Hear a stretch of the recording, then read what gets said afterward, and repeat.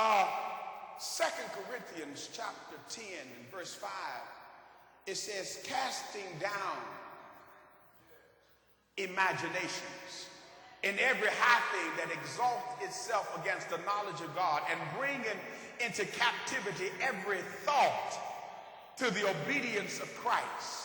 See, when you don't understand that your mind is under attack, and the way that the devil gets to us, the way the spiritual soldiers die, is because you allow the influence, not only the influence, but the infiltration which leads the influence of the mind to tell you differently than what God has already said. Do you not know you're already dealing with a battle when God says you can, but folks say you can't? When you're already dealing with a battle when the negative overtakes the positive. You're already dealing with a battle when you're dealing with pessimistic people who poison your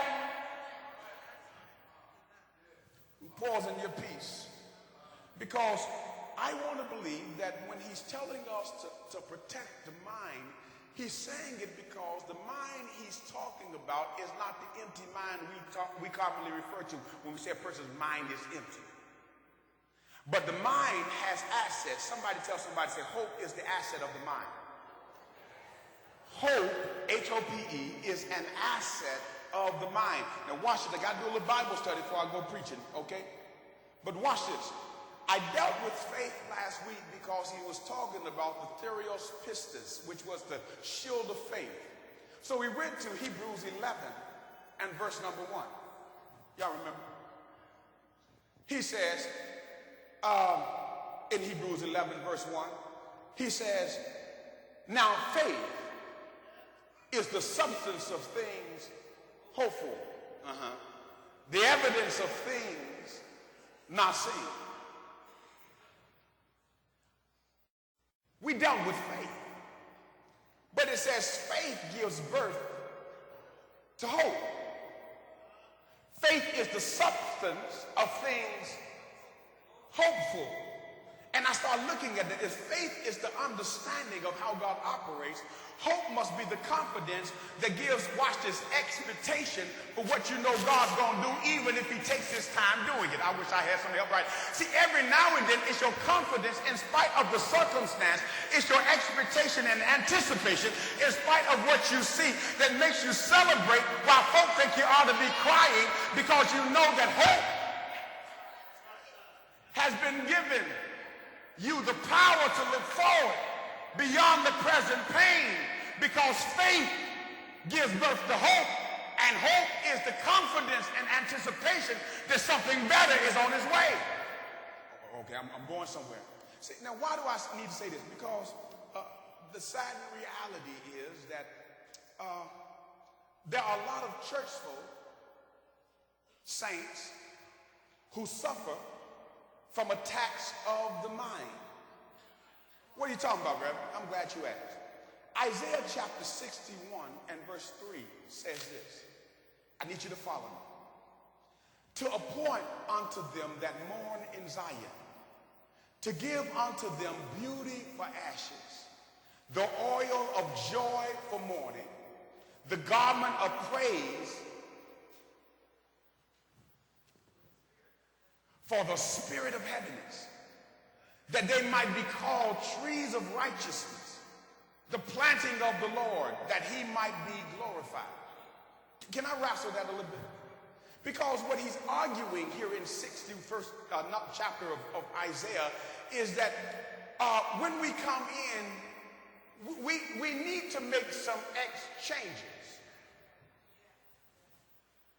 Exchange beauty for ashes, oil of joy for mourning, garment of praise for heaviness.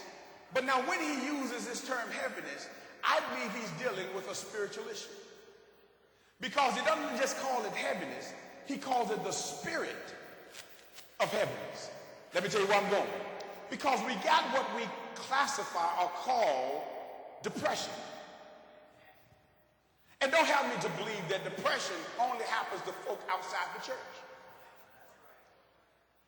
Folk can be right up in the Word and go through a season of depression. Can I get farther with this? I need to get a little deeper with this one. Because depression is a state of feeling sad. But it's more than feeling sad, a state of feeling sad. It's ultimate dejection, a psychoneurotic or psychotic disorder. Now, wait a minute. I don't want to go farther. It's a disorder, which means it's out of, marked especially by sadness, inactivity, difficulty in thinking, difficulty in concentration, sometimes accompanied by a significant increase or decrease in an appetite, eating, and time spent sleeping, feeling in dejection or hopelessness, sometimes leaving suicidal tendencies. Okay, I'm going to have to get deep in here today, okay? Now watch this. If Isaiah 61 verse 3 says that I have an option, beauty for ashes, oil of joy for mourning, garment of praise for spirit of heaviness. It suggests then that one of the things he does to get us depressed is attack something we're supposed to know, which is why Paul says that you protect your mind, because the mind is the keeping place of hope. When I looked at hope, and I started thinking about the hope in connection to this head, this mind concept, I came across the Greek word elpis, A-L-P-I-S, and it comes from a primary word elpo, E-L-P-O, and it means, watch this, to anticipate, the ability to anticipate, usually with pleasure, the ability to expect, the ability to have confidence. Now watch this. When the devil attacks the mind, he don't take the promise. He takes the pleasure of the promise. Because the pleasure of the promise is what we reside on while the promise is being fulfilled. Wait a minute, I'm not still too deep. Watch this. Because when he attacks your hope, Paul says in Romans chapter 8, verse 24, for we are saved by hope. But hope that is seen is not hope. For what a man seeth, what does he hope for? So when the devil attacks the mind, what Satan is after is to get you to believe your present circumstances, like your present circumstance gonna be your future tomorrow.